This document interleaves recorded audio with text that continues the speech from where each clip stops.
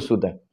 काळ बदलला आणि काळानुसार ट्रीटमेंट, काळ बदलला, काळानुसार तपासणीच्या पद्धती ज्या आहेत त्या बदलल्या. जुन्या काळामध्ये सुद्धा मूत्र परीक्षण व्हायचं, रक्त जे आहे ते परीक्षण व्हायचं. पण त्या काळानुसार तेव्हाच्या तपासण्या ज्या आहेत त्या केल्या जायच्या.